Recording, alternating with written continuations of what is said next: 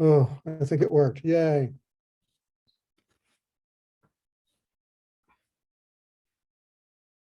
All right, are we ready? Ready? 6 attendees, 7 attendees so far. I am going, pardon me, to make Evan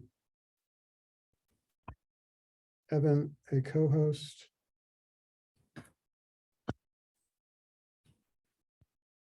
I'm going to make Isaiah a co-host.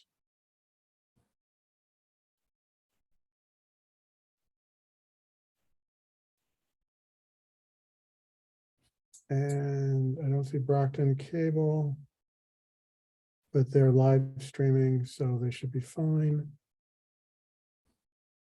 And now I'm going to make Evan host and duck out and get back to my session. All right, Okay. Good Evan, you're evening. king of the world. Oh, okay. Are we ready? Yes, Okay, all right. Good evening, everyone. Tony Gonzalez, Chair of the Planning Board, calling together the meeting for October 3rd, Tuesday. The agenda. Hold on, first, I gotta read this little opening statement, sorry.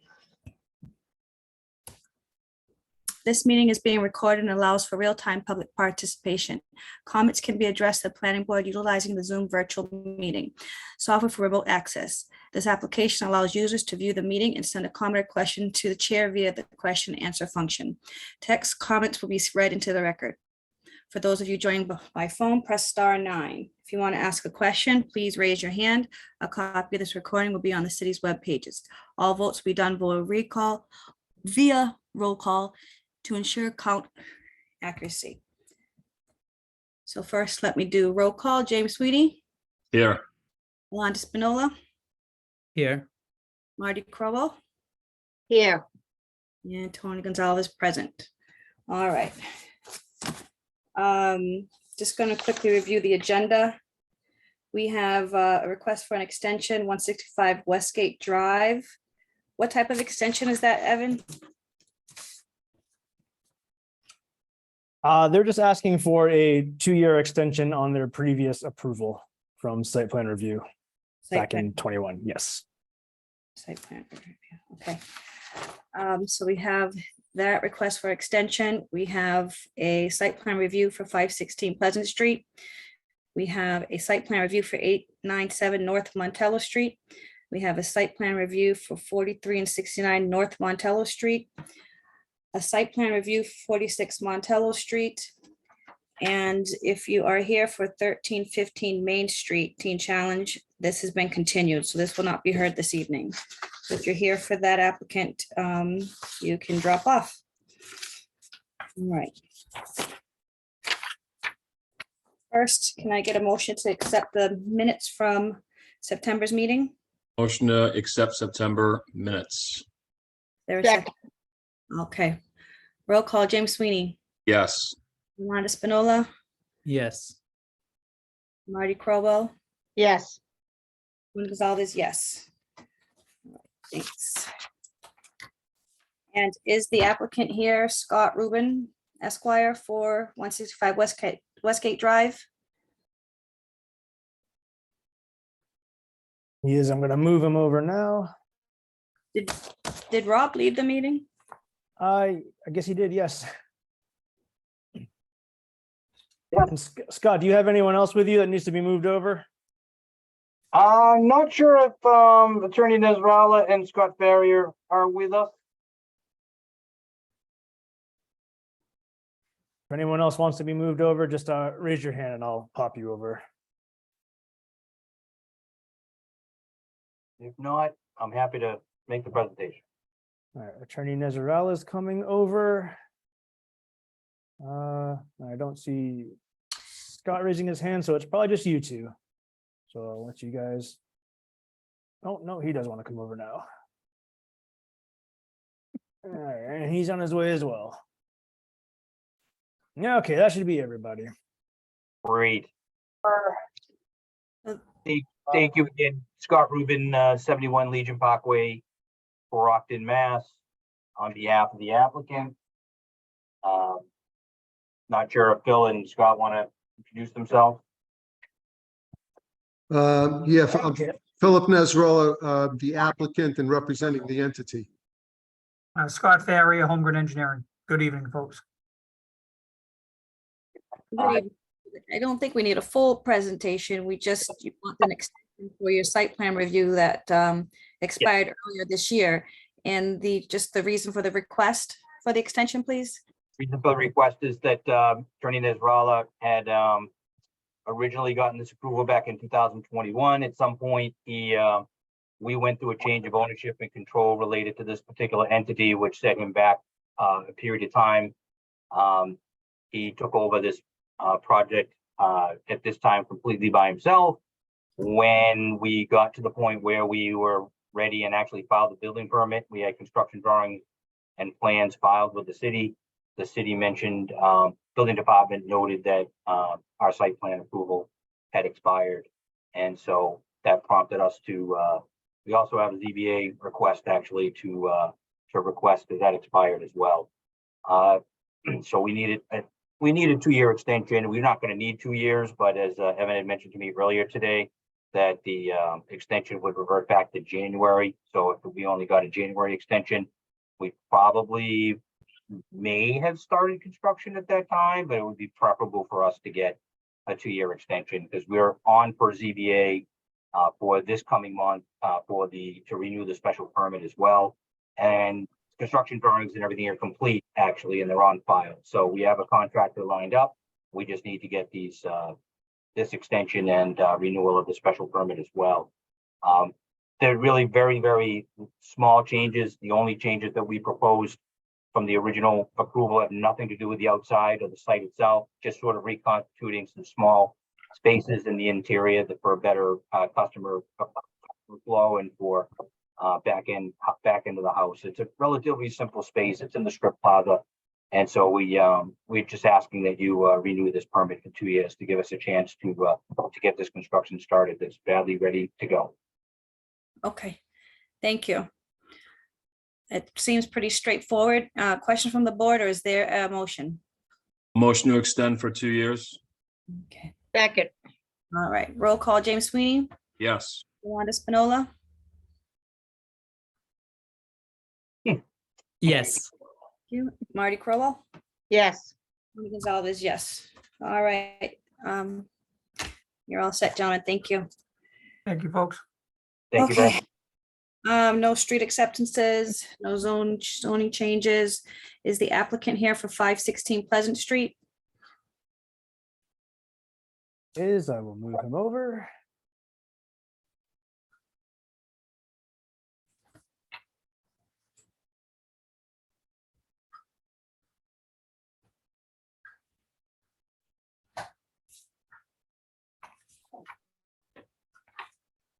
And Bob, is it just you? I'm anyone not with you? sure, the owners and applicants may be here, and also Mr. Nezarella is also involved with the project. Oh, he's already over. Okay. Okay, yeah, feel free to start, and if anyone else shows up that wants to come in, they can just raise their hand and I'll move them over. Okay, sure thing. So we were on during the last meeting, the planning board, and presented the project. And at that time, there was some discussion. We were originally proposing closing the curb cut, one of the curb cuts on, let me get the road, not looking at the plan, on Wheeler Avenue. The project is at the corner of Pleasant Street and Wheeler Avenue. We'd originally proposed closing a curb cut on Wheeler Avenue and maintaining 2 curb cuts on Pleasant Street. Based on comments from the board, we closed one of the curb cuts closest to the intersection on Pleasant Street, and then moved the curb cut on Wheeler Ave down as far as possible down the property line to allow people to who want to head, I guess, south from the property to other areas of Brockton to exit out right onto Wheeler Ave and then head south from our project. And this would eliminate the curb cut closest, the two curb cuts closest to the intersection, which again would improve traffic circulation and kind of limit interactions of traffic entering and exiting both the intersection and the subject property. Yes, thank you very much for accommodating our request. We appreciate it.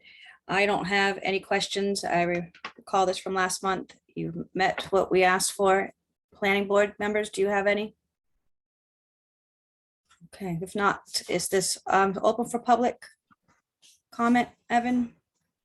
Yes, members of the public, if anyone would like to comment on this project, just hit the raise your hand icon at the bottom of your screen, or if you're on a phone, hit *9 and we will allow you to speak. Doesn't look like there's anyone who wants just to comment.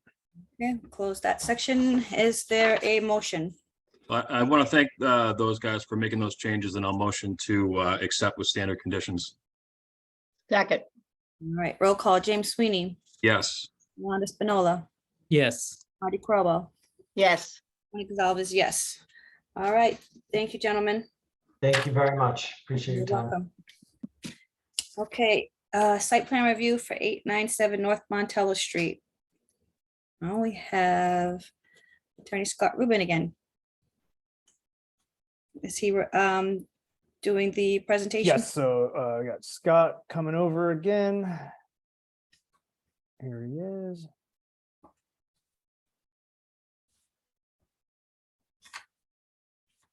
And I imagine you're doing this on your own, Scott. I think Attorney Rubin was gonna join in, but I'll get started anyways, Evan, if I may. I'll slide him over. Okay, thank you. Good evening, Madam Chair, board members. Scott Farrier from Holmgren Engineering, along with Attorney Scott Rubin. As you read, we just have a new site plan for 897 North Montello Street. It's an existing Green World marijuana dispensary. They were looking to put a small addition on the property. The addition is small enough where it wouldn't typically come before you folks for site plan approval. It's about a 15 by 15 addition. It's really tiny, but because of the particular use, your regulations state, and the city's regulations state, that any changes at all have to come before you for site plan approval. Because of that, we went to tech review back in July and August and made some changes on the plans. There was really just a couple of changes. The city engineer wanted a new drainage system proposed and built on the site, so we proposed that. And the planning department also wanted some additional plantings. So that's it. If you'd like, Madam Chair, I can attempt to share my screen.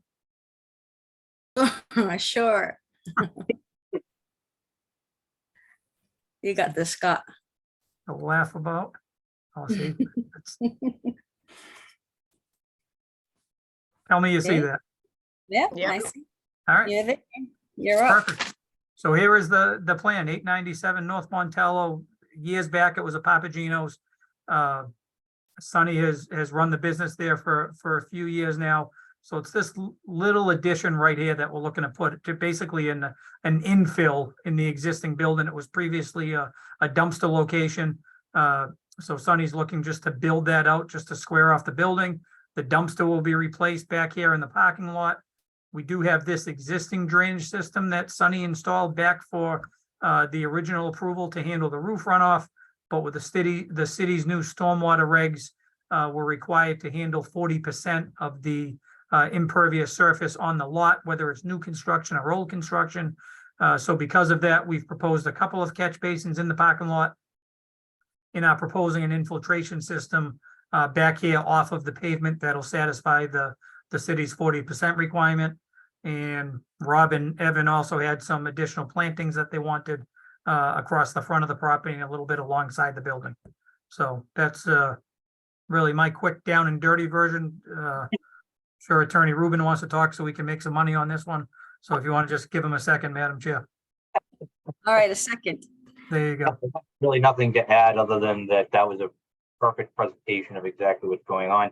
There's no change in traffic patterns whatsoever because the building is just being squared off, as Scott said. So internal just expansion of the vault, so there's no additional parking needed, no additional employees. This is really just for safety to provide some additional product space on this building. Very good. Is that Sunny behind you? Sunny is behind me. Yes, you can Sunny? recognize him. Thank you. All right. It says all concerns have been addressed, so I don't have any questions. Other board members? Yeah, Madam Chair, if I could. This saw the ZBA, and I believe you needed relief from the rear setback. Was that one of the, what was the? No, It- I guess, just marijuana. oh, Yeah, okay, we- all right. Yeah, it That's was not- no relief. Yeah, it was just the use, Mr. Sweeney. Okay. My real question is the traffic sign. Did you guys post? I know we're having an issue with traffic leaving that, Howard Street. Did you guys post an internal on your private property? Was that done? He's saying, yeah. Okay, Yeah. all right, Yeah, it's right over here, Mr. Sweeney, all right. right Okay, at the exit to Howard Street. awesome. Thank you. All right. Other board members? If not, we'll open this to public comment. All right, members of the public, if you'd like to comment on this project, please hit the icon, raise hand at the bottom of your screen, or if you're on a phone, dial *9, and we will allow you to speak. And I don't see any hands. Okay, is there a motion? Motion to approve with standard conditions. second, Okay, roll call. James Sweeney, Yes. Yolanda Spinola, Yes. Marty Crowell, yes, Marty, Tony Gonzalez, yes. yes. Thank you. All right, you're all set, gentlemen. Thank you. Thank you, Bye. folks. Good evening. Good evening, Madam Chair. You're welcome. Good night. Thank you. Night Okay. now. Next is 43 and 69 North Montello Street Site Plan Review. John Creedon. Attorney Creedon and Nick, I see 4 of you here, so I'm gonna just, I guess, move all of you over and hope for the best. Mhm. Well, let's try one first, actually.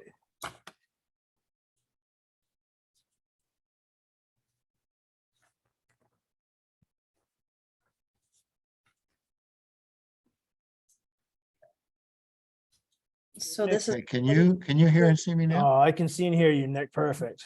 Okay. this is a 40R project. And there are also waivers. Who's going to put up the plan for us? Thank you, Madam Chair, Lady Attorney Jake Creedon, 71 Legion Parkway, Brockton. Just going to give a quick. believe it or Attorney not, Creedon, can I planning just put up the drawings? Or do you Yes. do you not need them? What is it? Shall I put up the drawings? Not yet. I think you will for next. Okay, okay, great. Okay, great. Just a quick overview. Again, the planning board staff report is right on as far as I'm concerned. It is a 40R, chapter 149 of the zoning overlay district thing that adopted 40R, and the city of Brockton obviously adopted that. I don't know if you've had this board has had prior 40Rs.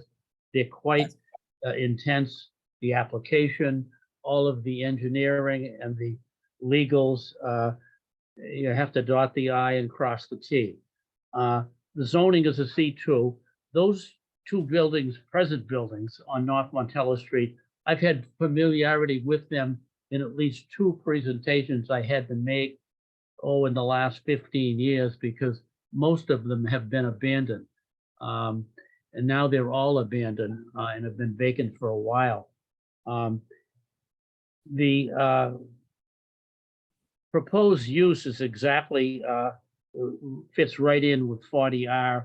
It's 2 buildings, mixed use development directly abutting the downtown rail station. We're asking 78 residential units, 62 market, 16 affordable, with ground floor commercial, I think 1,700 plus feet. We are, of course, asking for 3 waivers, at least. Allowance of the off-street parking to be all on the surface and not underground or enclosed, so to speak, hidden. They will be hidden, of course, based on our plan. The reduction of the commercial parking spaces of 6 dedicated spaces. We feel it's not necessary, and we think the board can easily, because the theory of 40R is to have density and to restrict, or I should say, relax some of the absolute zoning requirements as to parking and other things. The last one, of course, is the maneuverability, and I'm sure the chief or the deputy chief will probably weigh on this, but we're looking for an aisle with less than 4 feet. So those are the 3 exemptions we're looking for. 1 building will be demolished. There were some suggestions which are we're dealing with from the planning department concerning washers and dryers and those situations for each unit. So I'll let Nick Elkton, who's our engineer, who spent hours and hours on these plans, talk now, if you will. Thank you, Madam Chairman. You're welcome. Now you can put up your plans, Mr. Elton. Okay.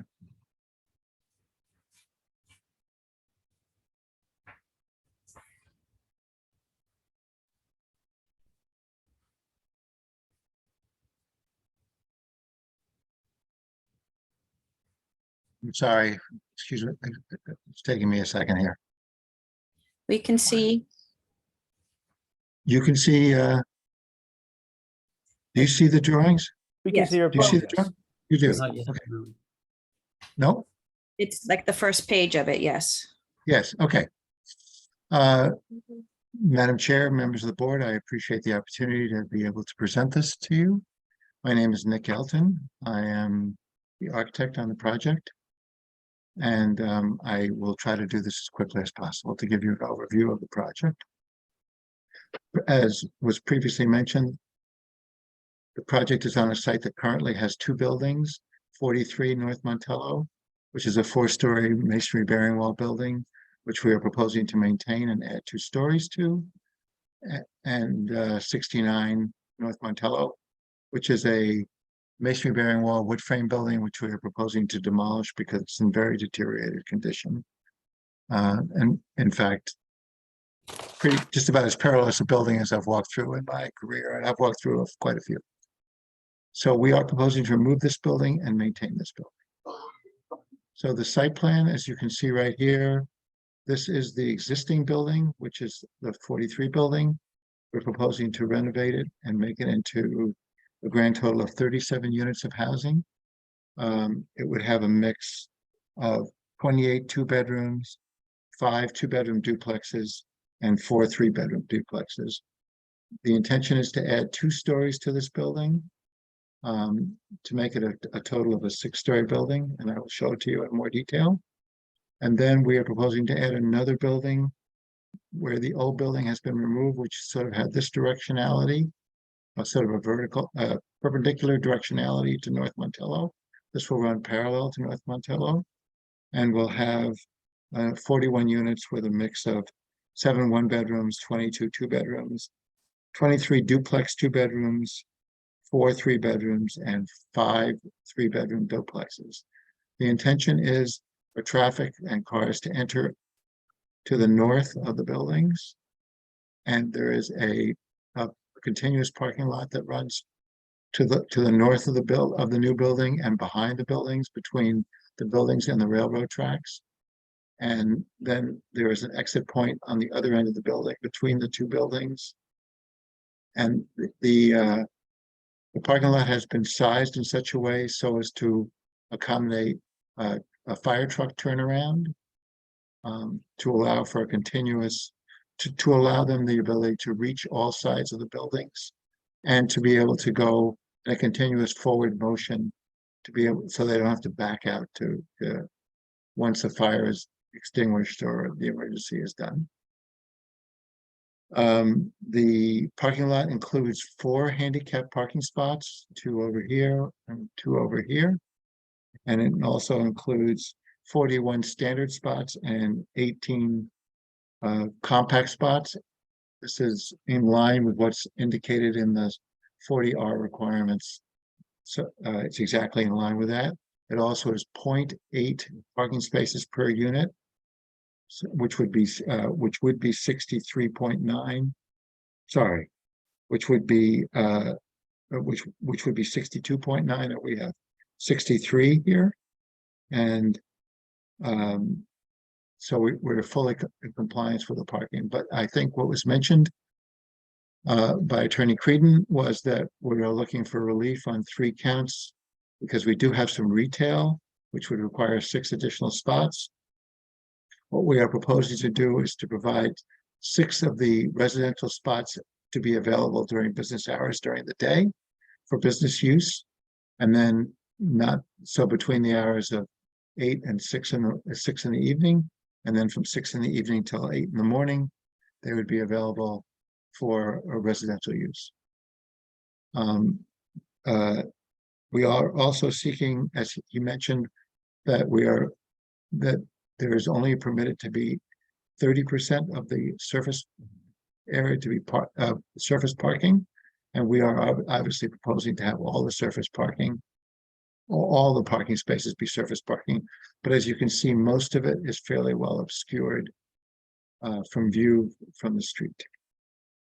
The final thing is that our driving pathway is 20 feet, and the stipulation is 24 feet.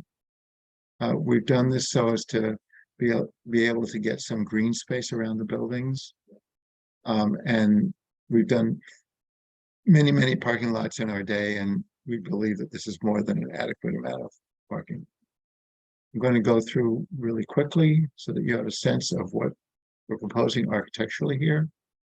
So this building will be completely residential, except for the basement area where there'll be some residential support facilities. This building will be completely residential on the upper 5 floors, but on the first floor, there will be residential on the east side facing towards the track away from the street. But on the street side, we are proposing to have a retail store of a little bit over 1,700 square feet, and then common spaces, community spaces for the use of the residents in the building, including a common kitchen, management office, bathrooms, central mail delivery, etc. So this is the site plan that shows the proposed lighting on the site. So there are a series of, I think it's 11 site lights that are either on poles or are attached to the building, and you can see the light coverage that is shown of the lumen levels on the entire parking area.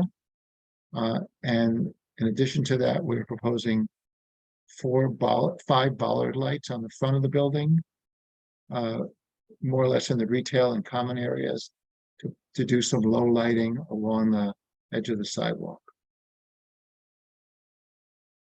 And I can go into this in detail if it's necessary, but we are proposing to do on-site storm drainage to meet and exceed the requirements as stipulated by the town, with an overflow back out to the street and a combined water service and sprinkler service for both halves of the building, and a new gas service as well, and a new electric service. The transformer is proposed to be back here, and we've already had preliminary meetings with the electric supply company and with the gas supply company.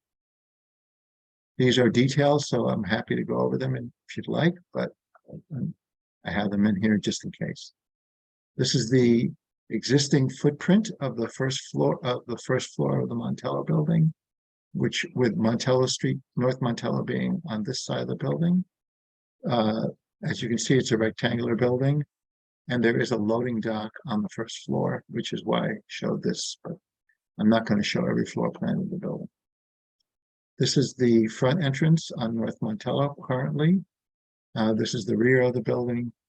And this is the view from the parking lot, which shows the side of the building and the existing loading dock. It is proposed to remove this loading dock entirely.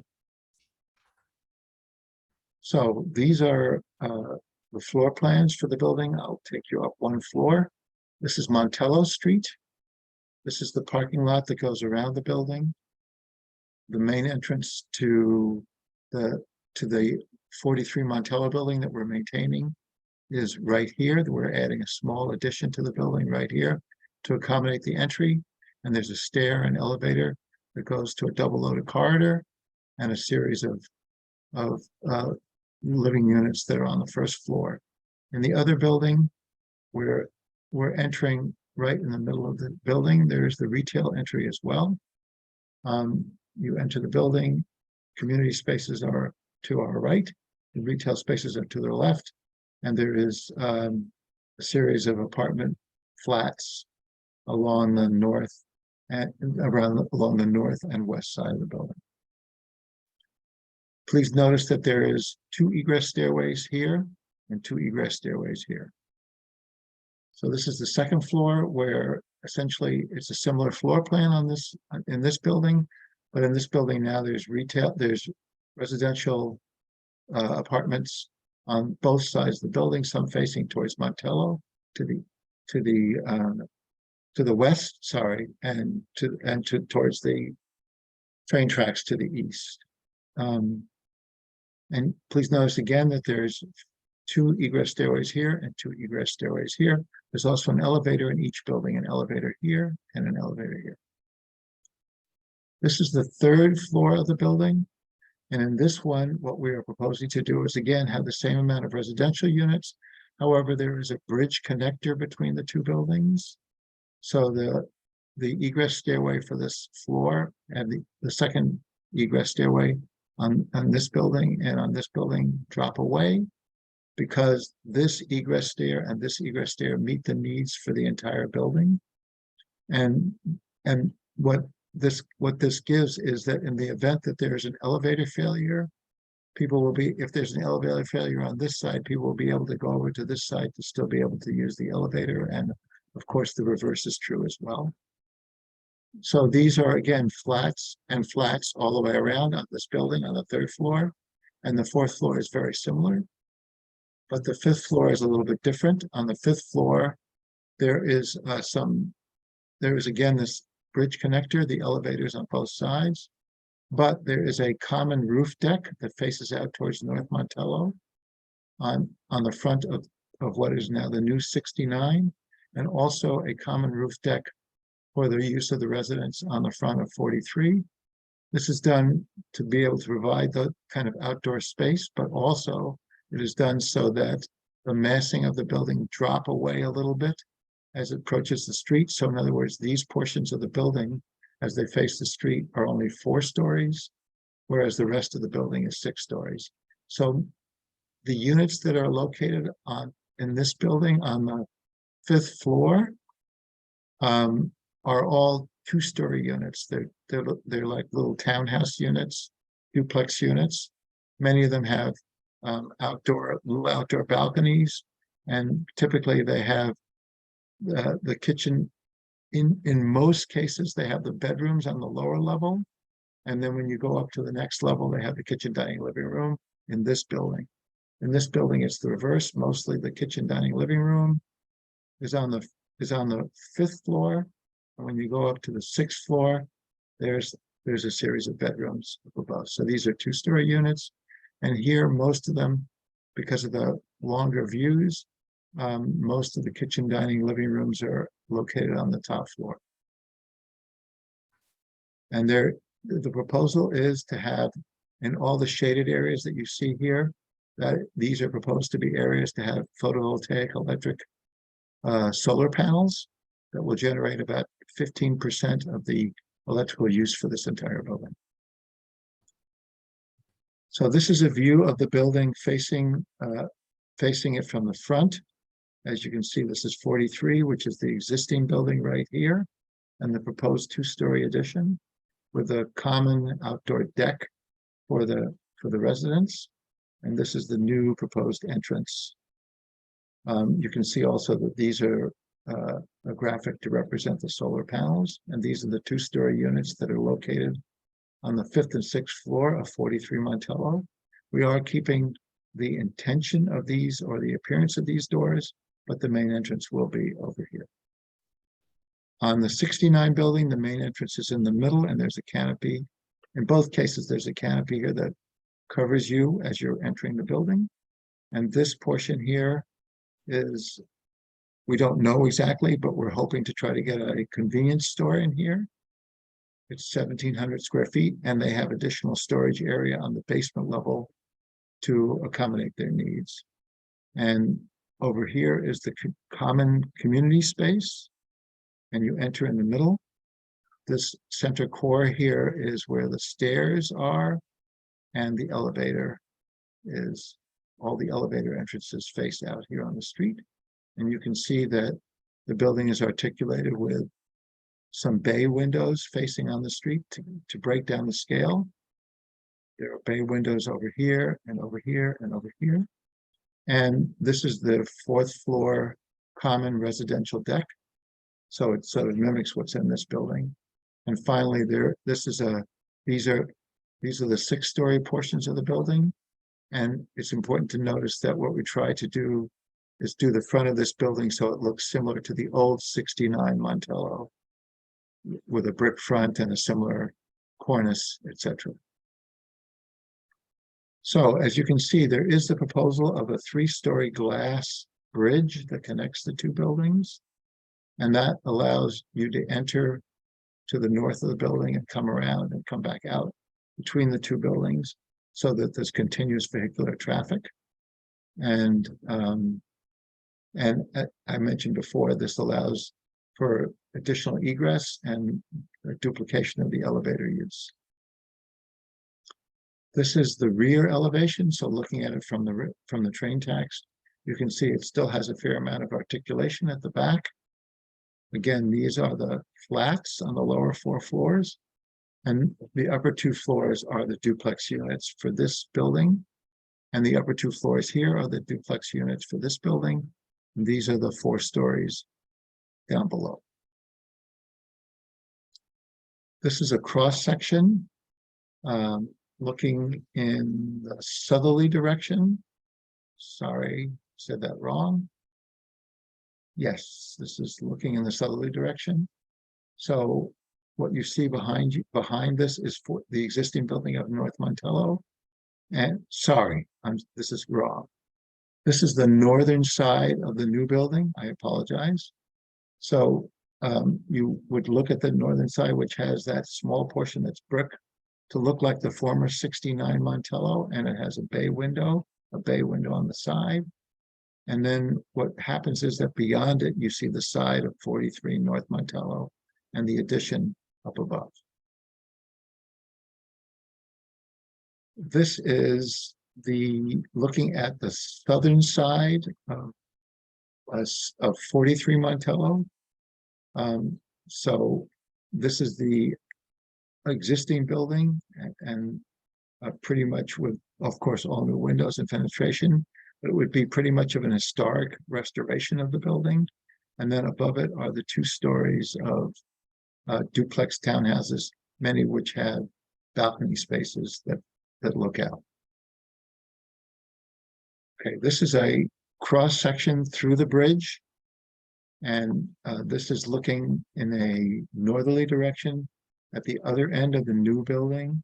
So the 4 bottom floors are the flats and the 2 top floors are the duplex. There's not a lot of penetration on this side.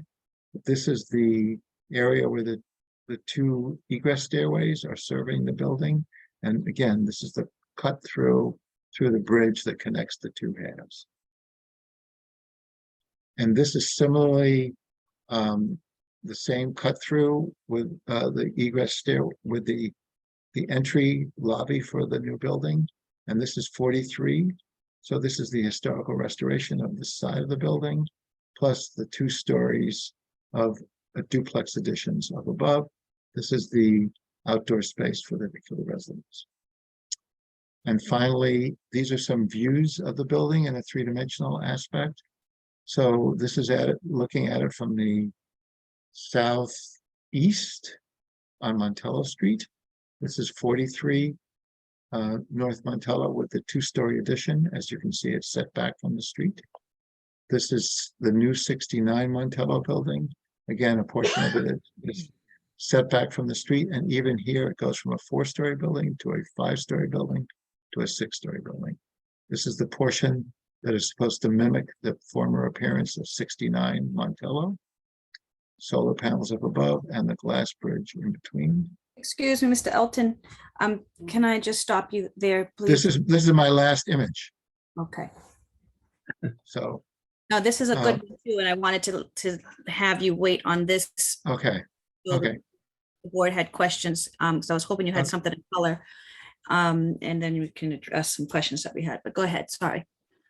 So these are different views of the building, obviously.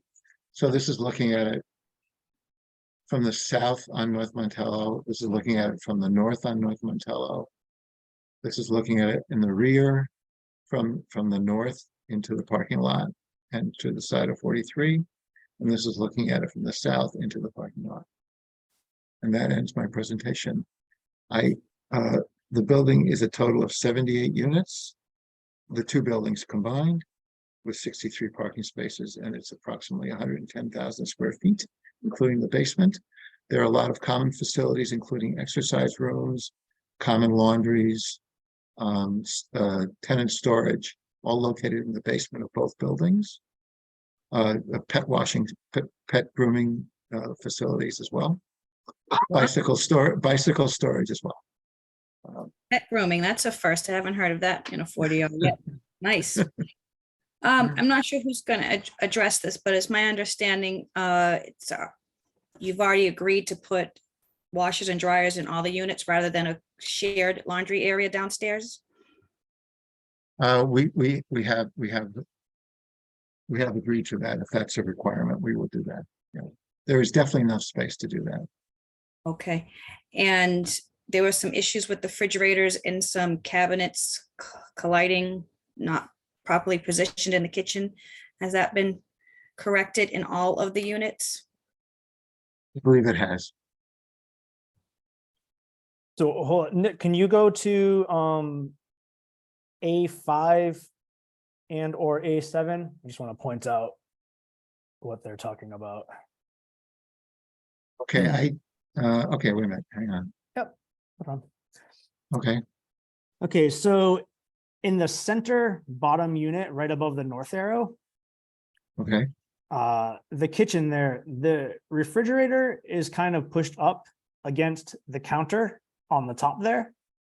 okay. Is I that going see. to create a kind of a dead space behind the refrigerator in that counter space? And also, is that going to cause conflict with the refrigerator door and the drawers on the side of that? Is there a way to maybe rework that so there's a little bit more space? So it's not in Absolutely, the corner like that? absolutely. Okay, awesome. And then if you go over to A7, I'm assuming this was an oversight. I mean, Um, I want to mention, I just want to mention, these kitchens are very, very large, right? Just to be Mhm. clear, right? So Okay. we would probably, in this particular case, we would take this refrigerator and swing it around so it's actually against the, right in the corner. And the kitchen is this entire area. So it's very, very large. So, but by all means, A7. Yes, and then is it A7? We'll try A8. All right, I'm the wrong one here. No, try A6. Let me look. Okay, here on the right side, let's go back to the kitchens on the all the way on the right, the two. The These two? refrigerator, yes, the refrigerator is, am I reading this incorrectly that the refrigerator is in the hallway and not actually in the kitchen? No, the refrigerator is actually located right here. Do you So see my that's cursor? that's square. So is that an opening that goes out to, how does this, where does the Oh, there- refrigerator open up to? Down? The refrigerator opens down. Yeah, this is a U-shaped kitchen. Okay, so on the one above it, That, up top, the one up here, okay, yep, yes, the refrigerator here. that's the That's still- refrigerator. That's the refrigerator. mm, Refrigerator, sink, Go, stove. no, keep going up a little bit more into the left. Left with your cursor down. Where's the refrigerator in that kitchen right there that you were just at? No, That's go the back to, no, refrigerator. go back to the one you were just at. The top one. Right here. This one here. Where's the refrigerator in this one? You said it was to the left of the sink. Yeah, isn't the one between the counter and the stairs, correct? That square? Uh, So just slightly to the left and down of your cursor? Well, you're absolutely, this is a graphic error. Obviously, we made a mistake, so. That's what we I'm, can- We can, yeah, yeah. we can okay. definitely, I mean, again, these kitchens are large, so, I mean, there's not gonna be a problem with getting these in. This is a large unit. I mean, it's a 2-bedroom, it's over 1,000 square feet. So we're not gonna have difficulty. We can make that correction. And Evan, will you need the corrected plan submitted to the department? Yeah, however you remedy that, Nick, just send us over the revised ones that we can have stamped Okay, for okay, those. And then, And the revision, of the roof access ladders and hatches?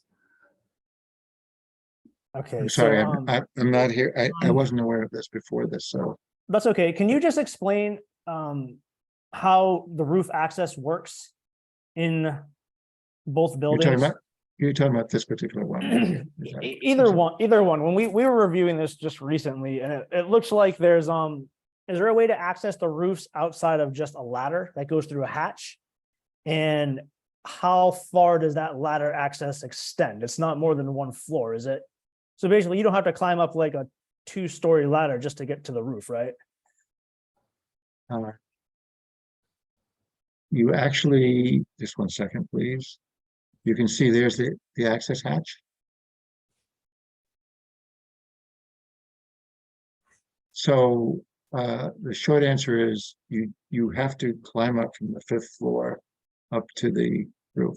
But if this is a sticking point, we can put in an alternating tread stair above this, above. It might not be, Nick. I just want you to explain it, but can you just double check on the other building as well, 43? Because I Yes, think just that was one the sec. one that was more of a question than this one. This is 43. This is, yeah. This is 69, correct? No, this is 43. This is 43. This is the new construction building, right? Yes, this is the new construction building. Sorry. You want me to go back to 43? Yeah, so can you just go over the roof access on the renovated building as well, just to make sure it's, again, similar to this one. Okay, just one second, please. I'm sorry to keep you waiting. Okay. Okay, sorry. It's right. This is mislabeled, so I apologize for that.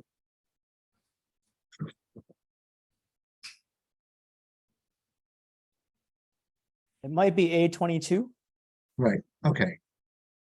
So the access is, there's an access ladder right here, and it goes up 2 stories. So there's a space here, and it comes out right there behind the elevator. Okay, now is that 2 stories as I'm not a engineer or anything or a elevator maintenance mechanic, but is that gonna work fine for everything? Climbing up a 2-story ladder through a hatch? It is permitted by code. I've done it before. I will certainly discuss it with I think the people that are most concerned about it would be the fire department. I was just gonna ask if Deputy Williams has any, Chief Williams has any thoughts or questions or suggestions on this.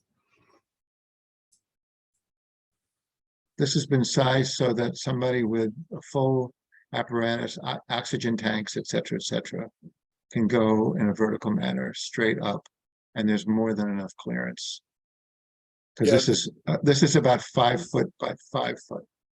Okay, The fire department's more apt to be just using our aerial ladder, which is much safer. But I'd be more concerned with doing maintenance on the roof, having someone climb up that. That might be a liability. so you mentioned, Mr. Elton, about a second option of with stairs. Did you just say treaded stairs or something? There's a way that you can do alternate treads, which allows you to ascend much more rapidly. Which we could look at. I think another alternative would be that we could from the, sorry, let me go back down. But at this level, where we have direct access, we could put a ladder up the side of the building with a cage enclosure, so that it would be totally safe to be able to go back up there. Frankly, the reason that it's difficult for me because the upper two floors, the upper floor is entirely living units up above. So that's why we have this space that goes, there's no common space on the 6th floor. There's only common space on the 5th floor. And we're trying to take advantage of the increased area here. Nick, when you say alternating steps, you mean left foot is on one step, right foot's on another step? Exactly right. Yeah, we have that at 45 Petronelli Way, and that's a killer. I'll tell you, unless you're used to doing it all the time, you'll kill yourself during an emergency. I'll tell you that right now. Okay, so but this one meets code and it's sounds like a better option. When it's time that they pull a building permit, this will be the building plans itself. We've scoured over by myself and the building department, and we'll make sure everything works for us at that point in time. I mean, it's the code, man. Assuming that we get approval today or in the near future, when this project proceeds, I would like to come in and discuss this with both the fire department and the building department. We did have a meeting about 6 weeks ago with chairs of various departments. It is my normal apparatus to come in and actually go over the whole thing, and if there are issues, I want to work them out. I don't want to get to the end and find out, oh no, this isn't going to work. I mean, this is not my first rodeo, as you may guess, and I've worked throughout the Commonwealth, and I prefer to come in early and often and just work it out. So I can guarantee that. But this is permitted by code, and we are trying to maximize the amount of residential area. So it's a little bit unusual because we have duplex units on the top 2 floors. So therefore, there's no common hallway on the 6th floor. And that's why the egress starts at the 5th floor. Okay, and Chief Williams, the third waiver, reduction of parking maneuver aisle width by 4 feet. Any thoughts or issues with that? So, Nick, you've done the swept path analysis, and I that was did. done with our largest vehicle that we I had on the did. sheet. I did. Okay. I The did. only And comment I I'm would happy. make is, I'm happy to go over it with you, okay, face to face. But and let me just take you back there. the 12-foot Thank you. driveway, that would have to be marked as a fire lane because we couldn't have that crowded up by people parking there in the future, so. Right. It is the intention that that's what it's for. Frankly, the reason that there's a loop there is for you. I mean, that's the only real reason. Maybe the trash trucks too, but I think the trash trucks, there would have been a way to maneuver around and they could have driven back out. Because I've been here before with hook and ladders. And to try to get them to back out onto a street, forget it. It just doesn't work. Right. So And That's what's the height gonna be between grade level and the bottom of the bridge area? Just one second. I'll tell you that.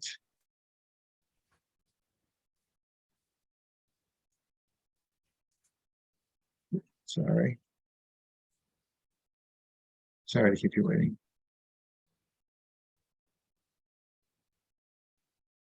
The approximate height will be about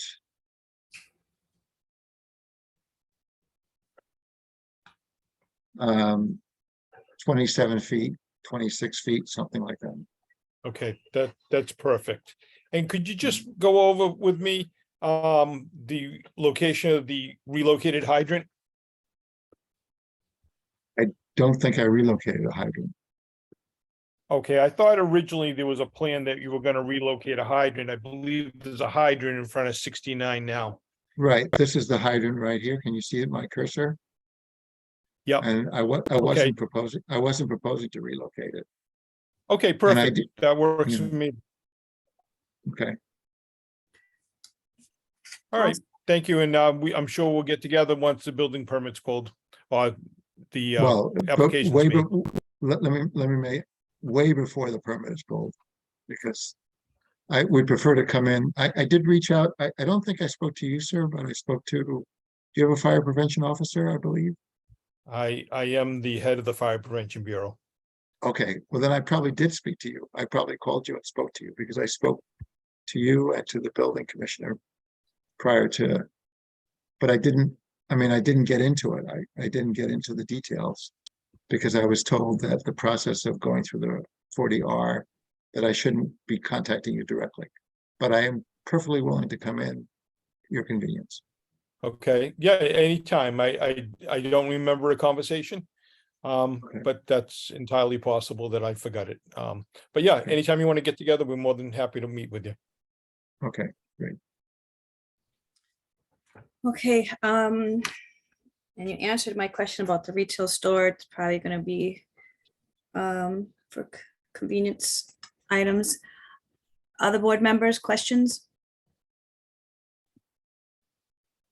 Madam Chair, I was wondering if you can elaborate just a little bit on the green space that will be in the area, and if there's any like trees going to be added, or what will the green space look like around the building?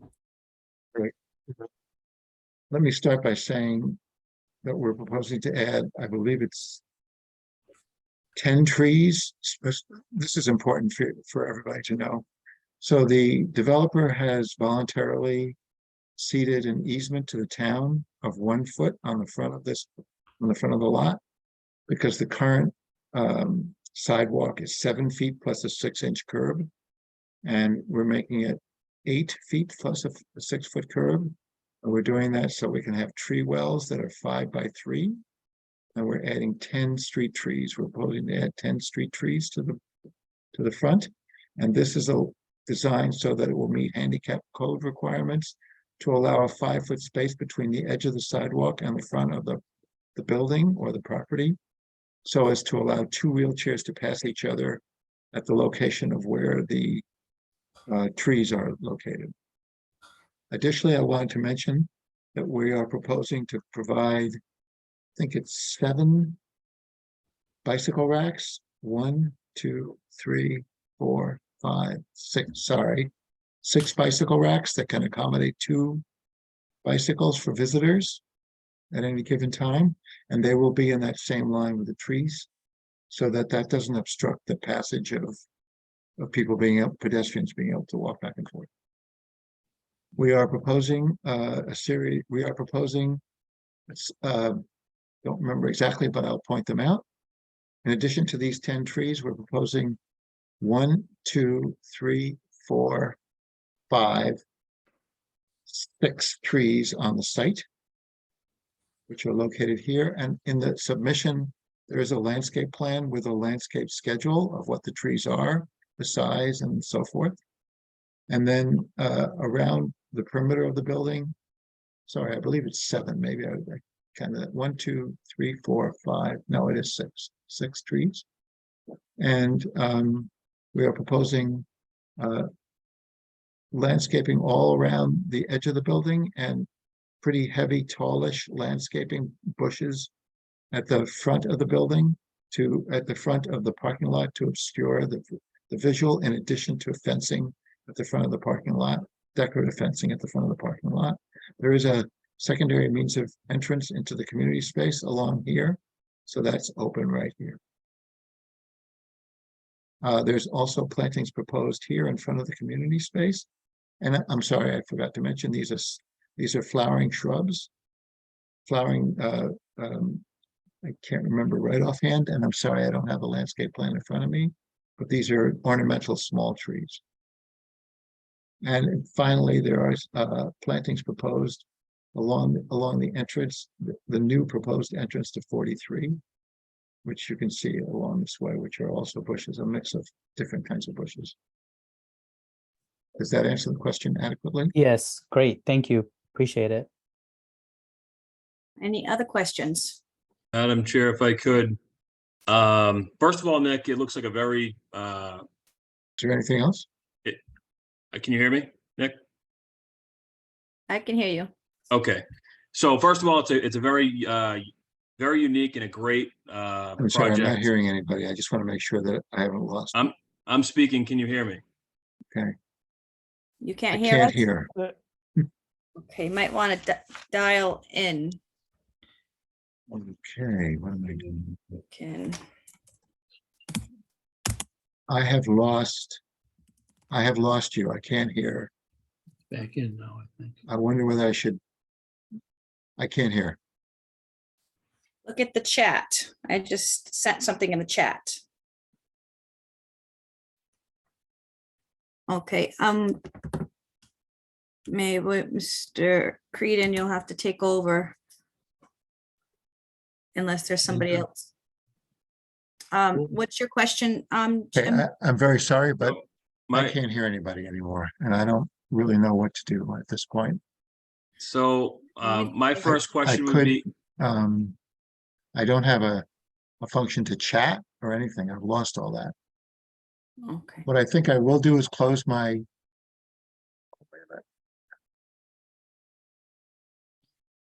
I mean, we've been fed a lot of information, so I think Mr.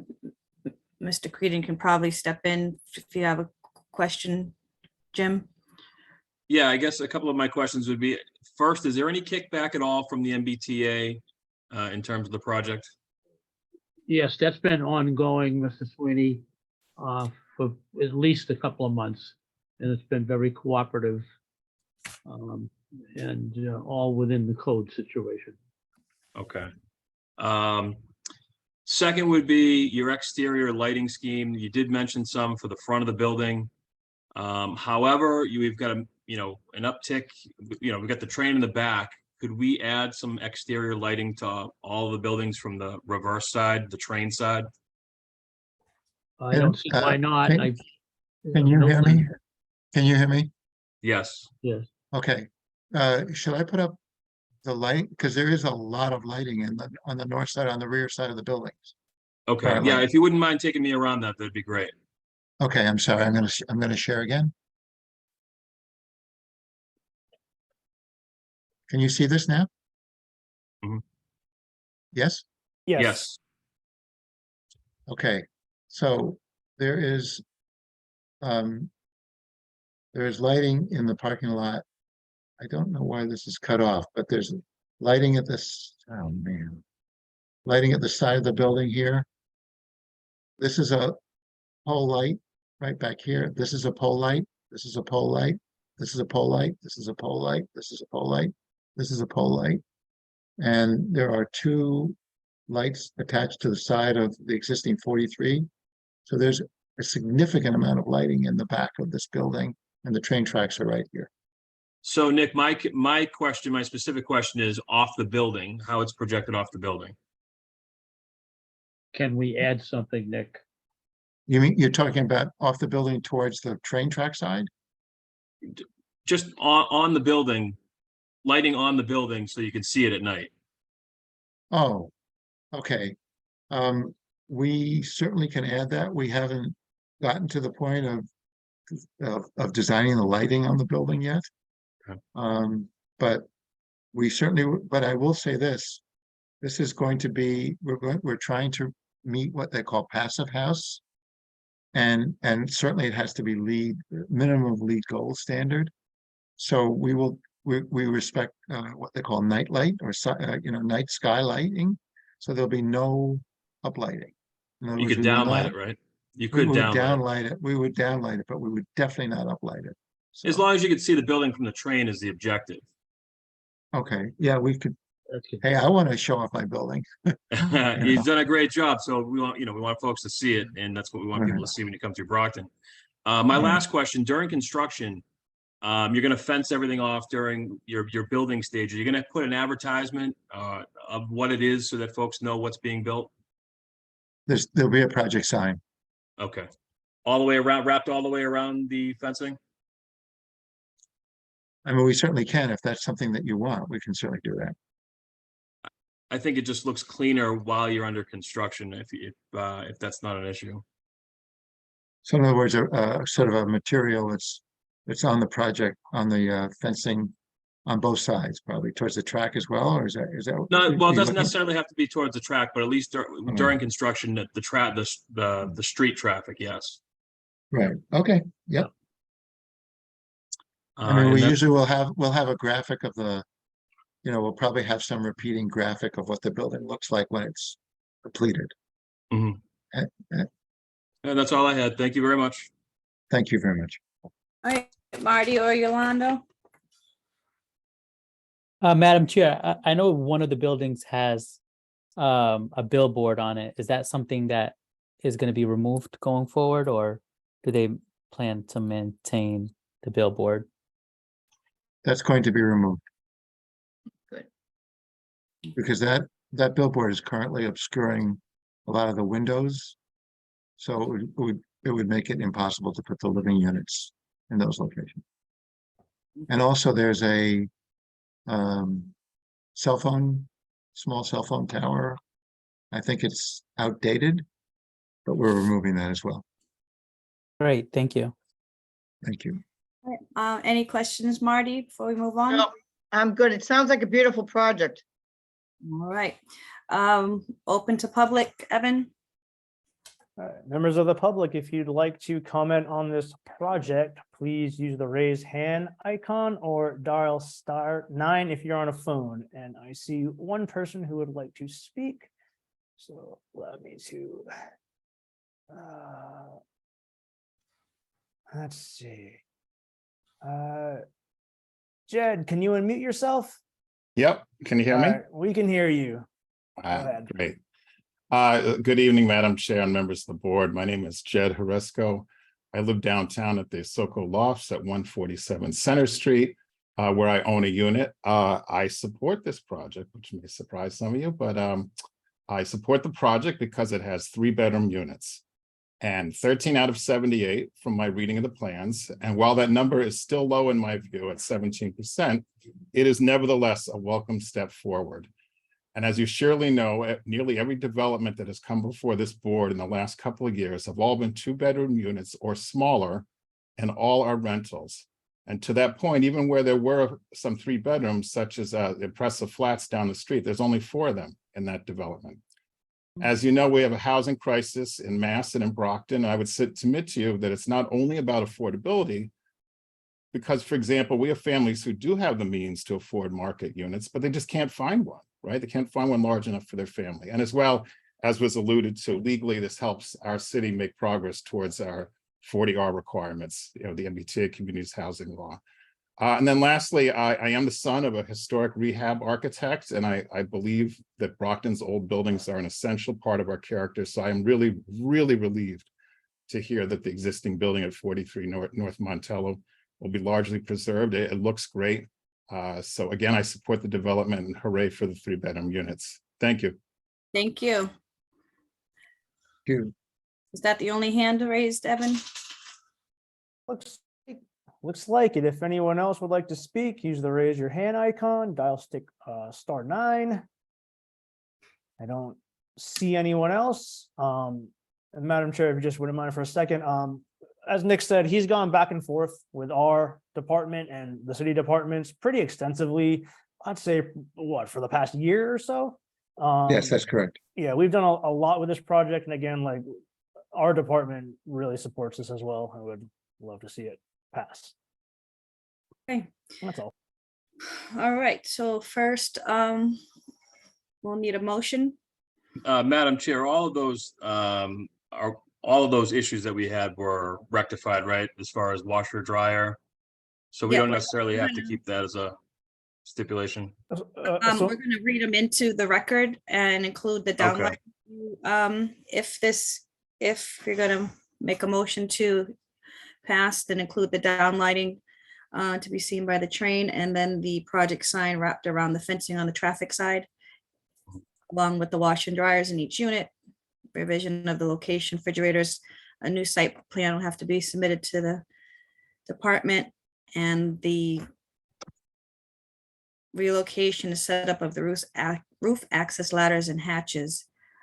Although Mr. Elton said that they are good with where they're at as far as code, and then Chief Williams said during the permit process, they'll be looking at those.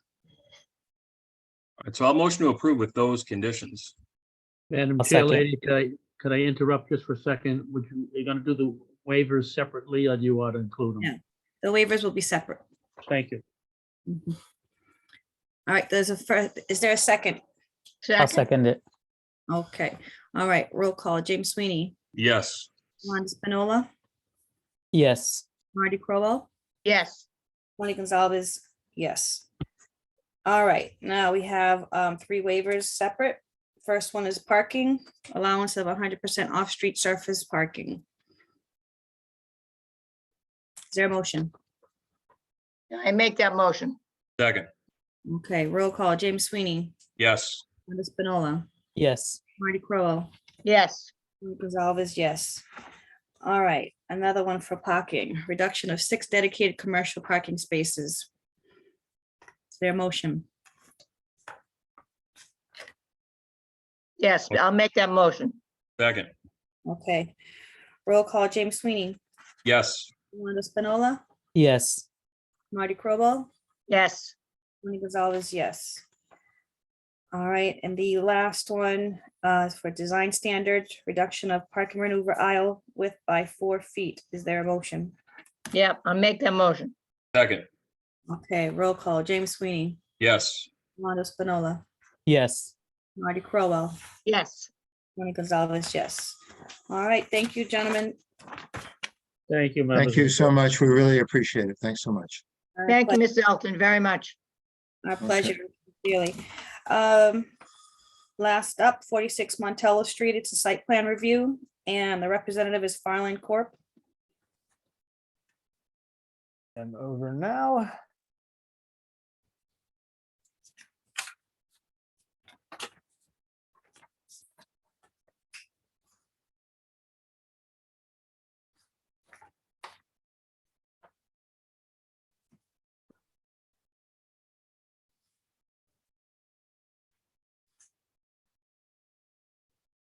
Hi, guys. Can you hear us?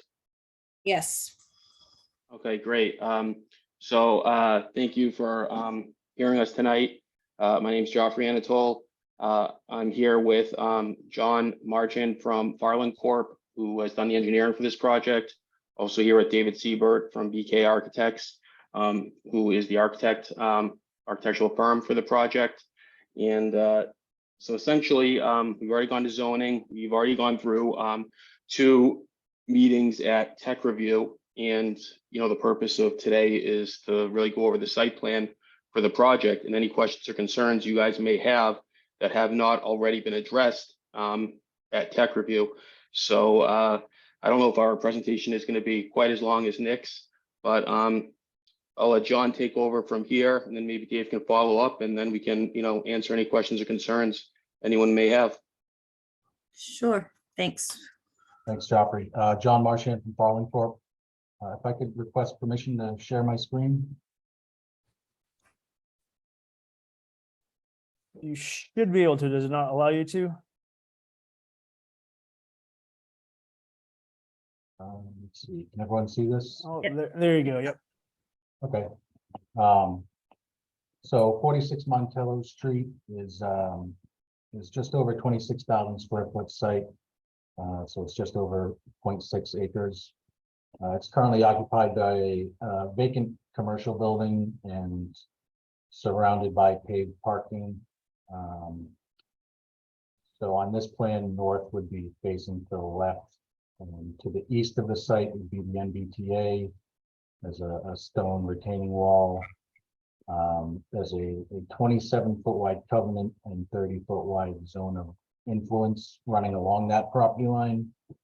And the majority of the site is either covered by the building or pavement, and there's a small area on each side of this retaining wall that's some vegetated area. The applicant is seeking to construct a 54-unit residential apartment building. We've got 2 proposed curb cuts, one access into the site from the southern curb cut, wrapping around in front of the building to the exit for the second curb cut, exiting kind of on the center of the lot. There are 7 parking spaces provided, open air parking spaces provided in front of the building.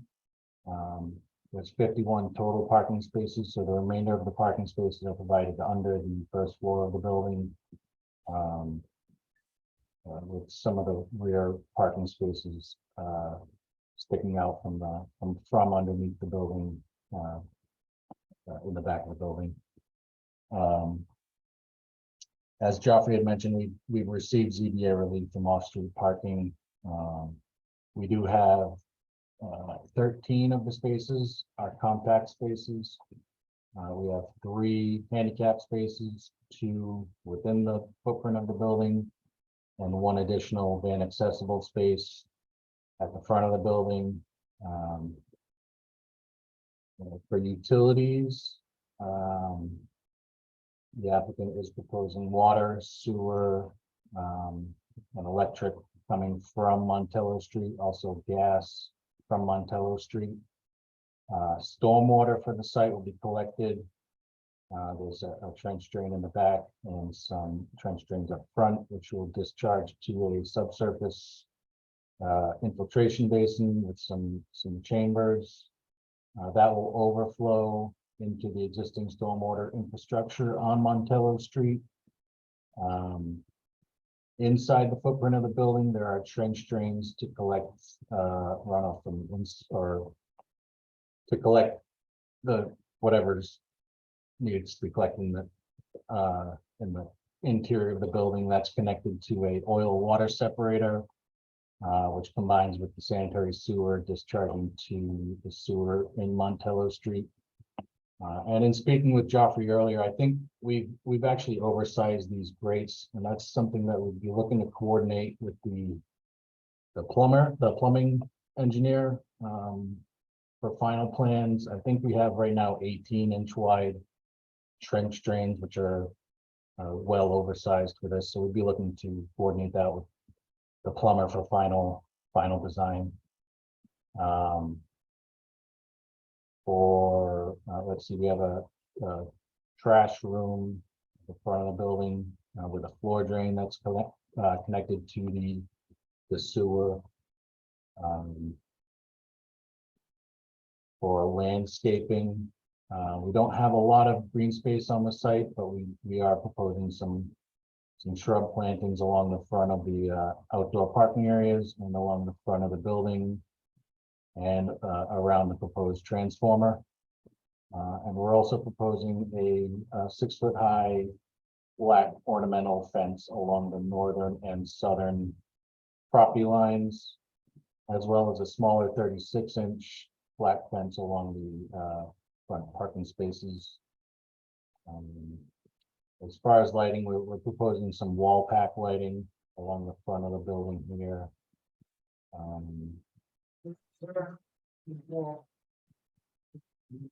We just got the relief. We got Montello. And I think that's kind of a overview of the project. If you have any questions, or if Dave or Joffrey wants to add anything else.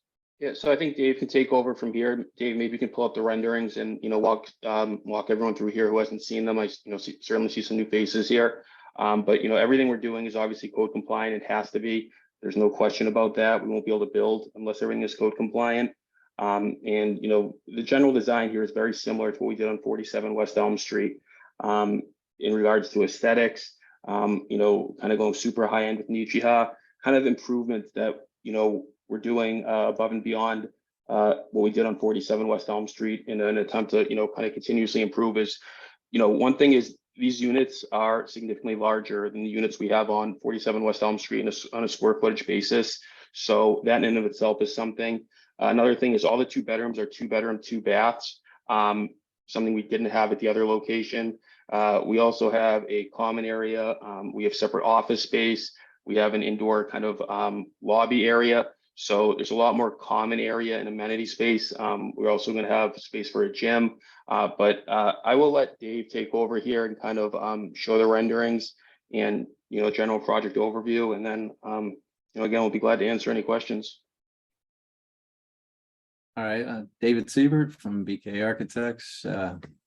Thanks to the board for listening this evening. Yeah, Joffrey explained a few of the items that are within the first floor lobby.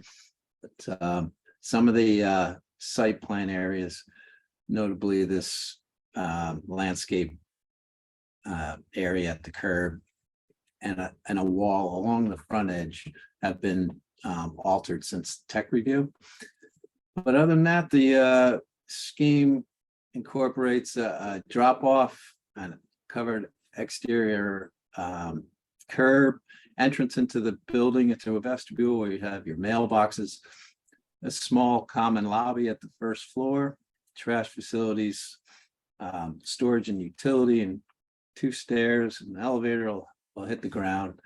And then inside the enclosed garage is secure spaces for the 39 interior spaces of the garage. There would be 4 EV stations at these 4 spaces that are also underneath the building, but accessible from the main drive. On the second level, we have 12 units. We took over 2 spaces for a common area, which would be at the track level behind. So we have a small gym and a common lounge with some live work spaces for folks that would want to have an office space within the building itself, and a common toilet facility and a small kitchenette for any sort of private function that may happen in the lounge. Each level has storage cubes available to the residents, and as you can see, 1 bedrooms are green. The yellow units are 2 bed, 2 bath, and then we have what we call a junior suite, which is an interior 1 bed that you might see over here at the side. The typical level from there on up repeats that, and the only infill is where you'd have another junior suite and a 2 bed over the lounge space that was below. The exterior is a rendered view from Montello Street. So we've got a sort of a varied stone base at the ground level, some glass lobby you can see, and a Nichiha finish that is something you can see over at West Elm Street that we previously finished with Joffrey a few years ago. So it's a gray, black, and white palette. Here's some exterior elevations. in 2D. And you just go back to the previous slide. Yeah. One back. So this is the north elevation. Back one more, please. Oh, sorry. Okay, so that's all the landscaping to the left, the green, the grassed area with the tree, that fencing, and then we see the plants. Yep. This is all stayed as far as the plan goes. This wall along Montello was determined to be a little less useful. And so we ended up having a landscape bed across the face of the parking there. Okay, and where is the walkway to the entrance? Right here. Okay, 'cause, I know line- that's a concern that the department had, that it needs to be different material than the parking lot, so it can't be asphalt. Suggestion is maybe some pavers. That's what it is now, yeah. It's pavers or is it asphalt? Yeah. Or peach It's line? pavers, yeah, it might be tough to see there, but it's a different. Is that zoomed in for you? I think on the site plan, it shows it's a different material as well. Yeah, Okay. And the breezeway? over here at the entry. Yeah, Yeah, that's a standard concrete walk. There's a curb in front of it and bollards. That's right in here. okay. So Evan, is that clear for you? So on this plan right here, it shows the walkway as differing material. It's contrasting to everything else. This is good. But in the site plan that we've recently seen, it just listed as striping along the, basically everything is paved with just striping. We'll So change that. That's no. what we're that's no looking big at deal. here is basically what we want. We don't want that striping because we want the pedestrian walkway to really stand out and again, contrast from the parking lot itself, as opposed to it seeming like people are just going to be crossing over like the parking lot or even like a loading zone to get to the main entrance. No So I problem. guess you have two different things, just kind of land on this and everything would be good. Yeah, we will change that. We'll, revise that and resubmit to you guys. We'll hopefully we don't have to come back here respectfully, not that we don't want to see you all, but we will resubmit that and make sure that's clearly marked with some sort of differing material, whether it's pavers or I guess pavers are probably the way to go, but I'll defer to Dave on that. Yeah, the intention was always to have that as a paved walkway. And not asphalt, it'll be pavers or some type of Right. other material. Not asphalt, correct? Yeah. Okay. All right, perfect. And can you go back to, I think it was maybe 5 or the one before that again with the green? Okay. Now, which side does the train station see the building from? This side or the back? Here, the front? The back, this is Montello. The rear opposite this would be the train side, which is over here. But people passing by to get to the train would see the front of the building. And so I know that was another concern the department had. They just wanted it to maybe be a little more attractive. Could you possibly consider maybe some lights underneath that's word tracks on the building? Evan, did you happen to find the project with the nice bubble? Yeah, I looked at the 40R from last month. They didn't really have a specific name for it. They just kind of had like scones for lighting on the bottom part, and then they had their elevator shaft basically just have some kind of horizontal lighting on it. Oh, okay, so Yeah, that it wasn't any kind of like specific Okay. type. Well, we kind of discussed this at site at tech review on both occasions. So in the front of the building, you can see from the facade at kind of the first level. There's lights going not only on the side but underneath as well, right where Dave's cursor is going. We have those LED strips going on the underside, which we also have at West Elman look good. And then, Dave, do you want to take over more of the lighting discussion? Yeah, there's accent wall wash glazed lighting along this whole perimeter here. You can see them a little bit as they sparkle in the daylight here. There's a strip cove LED ribbon along the most prominent facade towards Montello. And obviously the garage will be lit from the, within the ceiling from above. So as well as this area here at night. And then the lobby's all glass, and that'll be on at all hours as well. I mean, I think the building's attractive, but there was some desire to have it enhanced a little bit more, maybe even the roof line, extending that a little, with a little more architectural design. Was that brought up at tech review?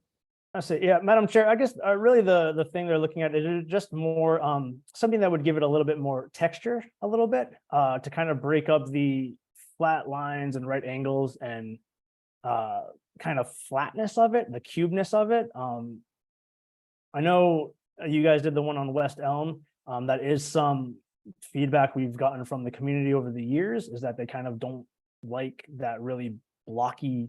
They say it's too like quote unquote modern looking, which is not necessarily a bad thing, but I guess it kind of loses the aesthetic of Brockton, so to speak. And I know that there was concern with this one, and I don't mean to be taken over No, for so, you here, you Madam know, Chair. that's but, it's so something to bring up here. Mhm. By design here, we're trying to get away from the, aesthetic that Brockton has had over the last 100 years. That was the goal of 47 West Elm Street, which I think, was accomplished. Every single building that's pretty much been built is maintaining the aesthetic of Brockton. Where are the new modern looking buildings that you see in downtown Quincy or downtown Boston? They're really not here. They're at 47 West Elm, and they're going to be at 46 Montello. The two buildings that Ted's finishing up, Petronelli's a historic renovation. The other 50-unit building is historic. Pretty much every single development in downtown is historic, and you need to have some sort of mix of, I think, in my opinion, at least, modern and old. And I think we have, even the project that was just presented before us, they're saying they're going to try to, maintain the historic aspect of Brockton. And I think that's great, but I think you need to have some mix of modern as well. You can't have every building looking like it's 100 years old. And so the point of this is to be modern. The material is super expensive. It's complicated to install. We could do a, more older looking facade, but then I would potentially have concerns about, people being attracted to the building as well. It's right on the commuter rail. We're looking to attract a transit oriented, commuter, young professionals, and they want modern. So, respectfully, I don't have a lot of flexibility on this design. It's costing us 3 times the normal cost of siding by using the materials we're using. And actually, just to give you guys a little more feedback, the front, Dave, keep your mouse around the front right side. That's kind of supposed to mimic a QR code, so to say. I don't want to promise anything here, but we're trying to figure out how someone could actually scan the front of the building and it would bring it to the building website. But the idea here is to be modern. It's not to maintain the old aesthetic, and that's by design. I hope that you guys are okay with that. No, I understand and I get your point. And I also understand the blockiness of their concern with the blockiness of the building. Can you do anything with the roof line? Well, other than going up or down, and down's not really an option at this point because we're sort of at the height where this parapet is really getting pretty tall as far as the allowable height of a building, but of this construction at least. And the stair tower obviously does go to the roof in this design. You don't really see in perspective as you saw, but I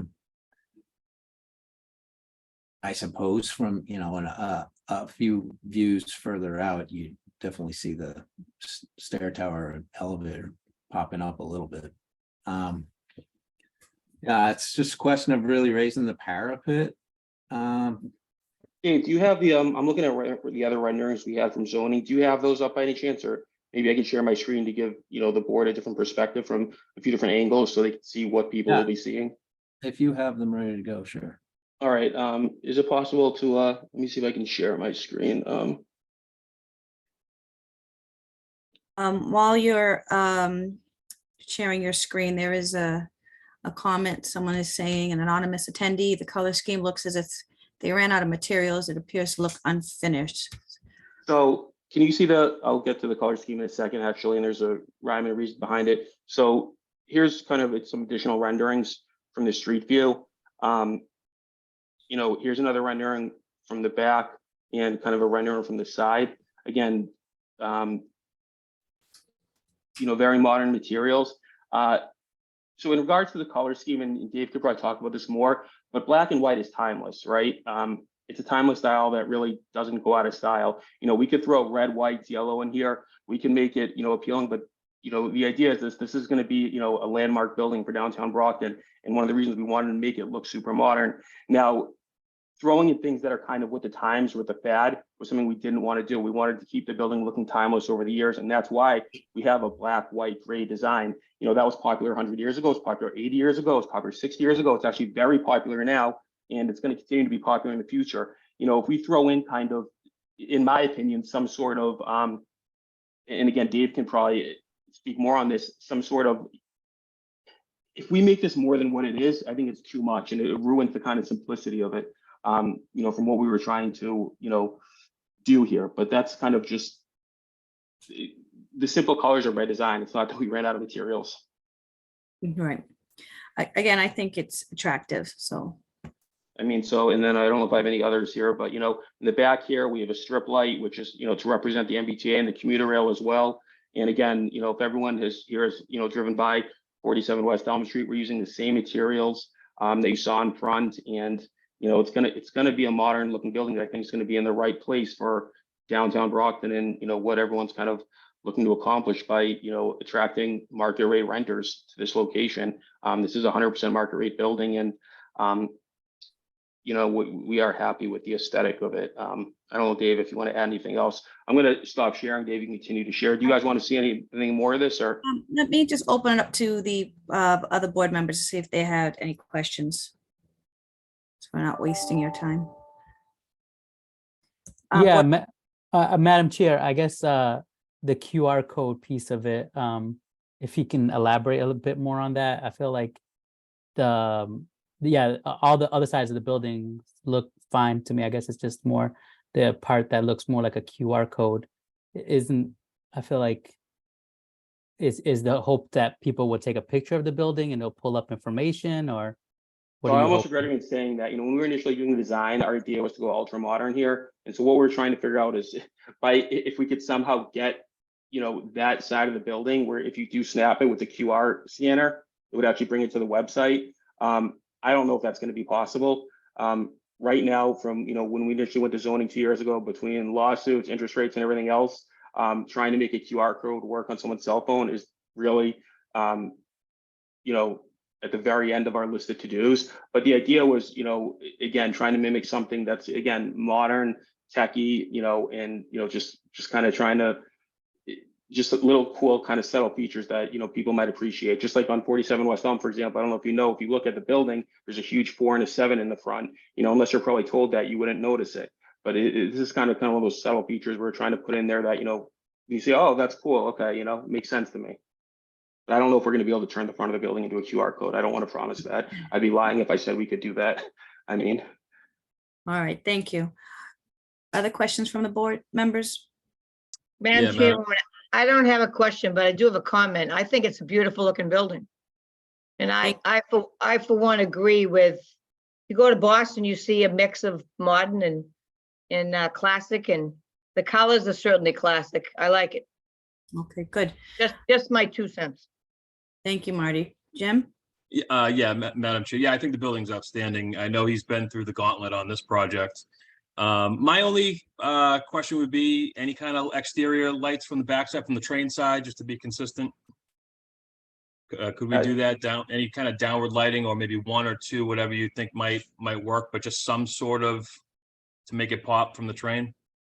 Dave, do you want to take that? You know, Yeah, I think that, you know, grazing the vertical piers, if you will, along those edges would be plenty for that. There's a lot of glazing along that facade. But there are areas, is your, do you have the building up there, Joffrey? Yeah, you want me to share again? Yeah. Okay, here, let me, yep. All Um, right. And while you're sharing, I'm just gonna read from anonymous attendee exactly the QR code. A billboard would have to go through signage. He did explain it's not gonna have a QR code. It was just talking about being modern. Yeah, we're not doing a billboard here. We actually briefly looked into it. There's, and what we're told, there's only like 2 or 3 large billboard companies in the United States, but currently there's not enough traffic to substantiate the investment into a billboard. So that's off the table for us. That would have been an actual billboard at the train side. No, I was originally looking at an actual billboard, Dave. I don't know if I told you that, Right. but that's off the table. Yeah. Oh, that's what I'm saying. Yeah. So is there lighting in the back to? So address yeah, Jim's- let me pull this up. So this is this is the You're almost there.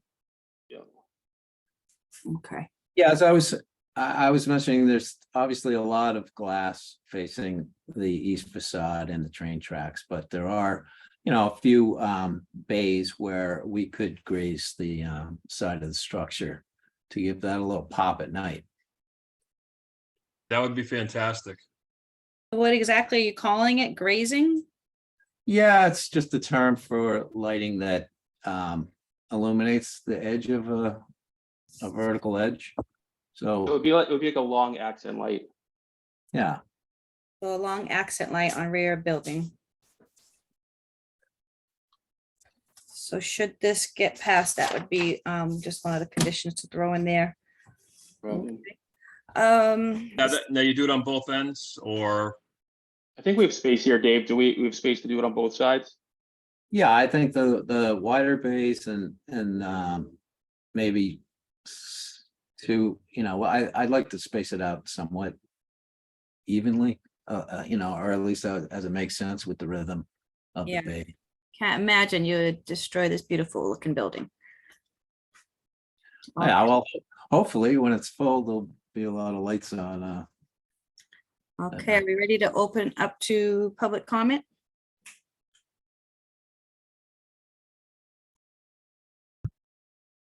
Can't, you're on mute, Evan. Oh, I'm talking as I'm muted, but luckily Jed understood anyways. Let me see. Move him over. All right, Jed, go ahead. Hi, I am back. Jed Resco again, Lofts at SoCo, 147 Center. This building, we can see from our building. I could see it right out my elevator lobby. I initially was going to speak to oppose it on the lack of any units above 2-bedroom and also the lack of any ownership. I think that's a broader problem in the city, downtown, and it creates a lack of ownership downtown. And to that point, in the recent election in my building where it's ownership, we had 15% voter turnout, and in 50 Center Street, also known as Trinity 1, there was only 5% turnout. So if you use that as like a sort of placeholder for people's involvement in their community, and I'm a trustee here at this building, and we're concerned that flooding downtown, and obviously that's not the responsibility of this developer solely, but that all put together, the flooding of downtown with nothing but 2-bedroom, 1-bedroom and studios, with a couple very small exceptions, I think is in the long term not a good plan for the city. In terms of the aesthetics, though, since we've been focusing on that, I stated before, my dad's an architect. He's actually known Barry Koretz, the B and the K, for 40 years. And Barry also did my building here, so the renovation of our historic building here at SoCo. So And did I think oh, excellent. Well, I have some questions for you then. But so I think I've seen nothing wrong with going bold, and the lot is vacant, so obviously it's not an issue of tearing down a historic building. But I think the issue, at least I see, and some others see, is just that it's a flat plane. I appreciated that it's not that same 1+5 design, with the metal cladding and the brick that you see Boston again and again and again. And that part's great. There's not a repeat of that. But it's just that does the plane really have to be so flat on all sides? There's just a box? Well, So- it does move in and out. Dave, I was gonna say one thing. So, Jed, we're actually planning to start this project next year, and I say that because, a lot of projects come to fruition between the boards and, they go in front of the boards, they go to zoning and they disappear and nothing actually happens. So, one thing you probably don't notice is all the windows you see in this entire structure are almost floor to ceiling windows, okay? So you know what, instead of doing that, we can maybe reduce the size of the windows, I'm just giving you an example, by 2 feet and then maybe put an outside perimeter. I don't think that's gonna add value to the project. I don't think it's gonna add value to the units, but like we've maximized every cent of it. And, I agree with you. In an ideal world, I'd love to have a roof deck too. I'd like to have an elevator that goes straight up there, but we're trying to put something together that's financially feasible for us. And this is kind of the limit as to where we're at. So, and again, you're now the third or fourth person to say that, and I respect everyone's opinion. If this was brought up, maybe, at zoning, it could have been something I think we could have addressed, more formally, but I just don't want to give unrealistic expectations or, be dishonest and say, we'll look into it, or you know what I mean? I just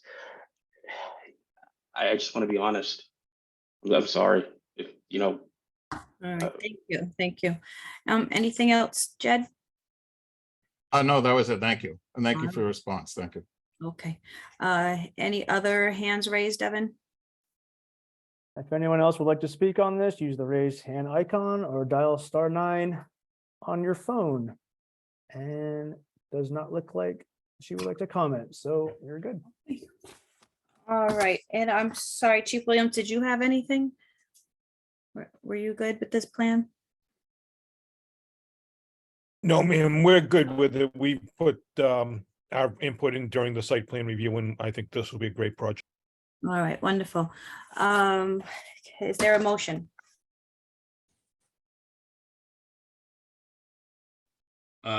Motion to approve with standard conditions plus the following conditions.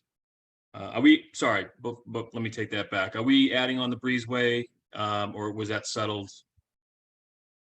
Or we're gonna add that stipulation on? The pavers are there and you wanted the, Yeah, the long accent lights at both ends, but I just wanted to make sure we were all set with the sidewalk and the contrast. That's you can good. put that on. You can put that on there. We're gonna do it, but yeah, I mean, if you want to put that as a stipulation, yeah, please do so. That's no All right. problem. Sure. So motion to approve with standard conditions and the following conditions: both breezeway and walkway connecting sidewalk to breezeway must be connected from the same paving material, but must not be the same material used in constructing the parking lot, with a clear contrast between the walkway and the parking lot. Also to include long accent lighting on both ends of the train side of the building. That would be the east elevation. East elevation. okay. Is there a second? Second, All right, roll call. James Sweeney, Yes. Yolanda Spinola, Yes. Marty Crowell, yes.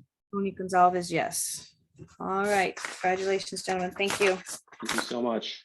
Thank you. So we'll Good luck. resubmit, I guess, today's Tuesday. I don't know what Farland's schedule is, but I guess we'll just resubmit Evan to you within the next 4 or Yeah. 5 days, I guess, or by Monday, Just maybe. whenever you okay? have the revisions ready, just shoot them over to us and then we'll do the whole stamp thing. Okay, and all that. great. Thank you guys so much. Thank you for your time. I know it's late. You're Nice to- Good job. welcome. Thank you very much. And so before I adjourn this meeting, Jed did bring up some good points, and over the years, I don't know, I think this is my 7th year on the board. We've seen a lot of apartment buildings. They are mostly 2 bedrooms. Here goes another one with how many units? 54 units. I think we're saturated now with 2 beds. And I think that the department now needs to kind of take that into consideration as new applicants come forward and really push for 3 bedrooms, because Jed does bring up a valid point. Even people who catch the train have kids and don't want them sharing bedrooms, etc. All right. Motion to adjourn the meeting? Motion to adjourn. Second, All right, roll call. James Sweeney, Yes. Wanda Spinola, Yes. Marty Crowell, yes. Tony Gonzalez, yes. Good night, everyone. Awesome. Thank you. And just Good a night, just a thank you. reminder that next month's meeting has moved to the 2nd, not the originally scheduled 7th. Just Thank you. Why was it moved to? because the 7th is election day. Oh, so it is the 7th, not. Yeah, so we moved it up to the Thursday beforehand. Thursday. Oh, Thanks, Evan. No problem. Line, maybe try to, Will you send out a meeting reminder? I will, yes. might need to Thank try you. to move it again if possible. I'd prefer. We can see. I'm not sure if it is possible, but we can look into it. Yes, please. Can you come up with something, after the 4th? All right, See what you can do. we'll take a See what look, you yeah. can do and send us an email and then we'll see if the board members, are available, okay? Thank Sounds you. good. All right, thanks, everyone. Night, everybody. Good night. Bye.